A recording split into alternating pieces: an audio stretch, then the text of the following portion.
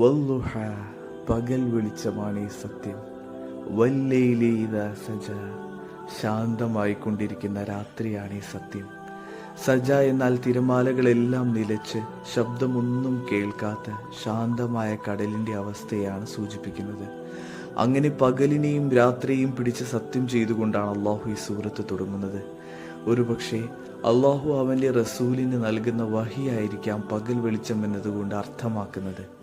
പ്രയാസങ്ങളും വഴികേടും നിറഞ്ഞ രാത്രിയിൽ നിന്ന് റസൂലിന് സന്തോഷം പകരുന്ന, പ്രകാശം നൽകുന്ന വഹിയാകുന്ന ഖുർആന്റെ വെളിച്ചം.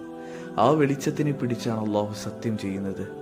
രാത്രിയും അതുപോലെ തന്നെ, അതിനും വഹിയുമായി നല്ല ബന്ധമുണ്ട്. രാത്രിയെ ജീവനുള്ളതാക്കിയ മനുഷ്യനാണ് നബി സല്ലല്ലാഹു അലൈഹി വസല്ലം. ഖുർആൻ പാരായണം ചെയ്തുകൊണ്ട് ആ രാത്രി സമയങ്ങളിലാണ് റസൂൽ കാലുകൾ പൊട്ടുപോളും എഴുന്നേറ്റ് നിന്ന് നമസ്കരിച്ചിരുന്നത്. അഥവാ പകൽ വെളിച്ചമാകുന്ന അള്ളാഹുവിൽ നിന്നുള്ള വഹിയാകുന്ന ആ ഖുർആനും ആ വഹി നിലയ്ക്കാതെ പാരായണം ചെയ്യപ്പെട്ടുകൊണ്ടിരുന്ന രാത്രികളും.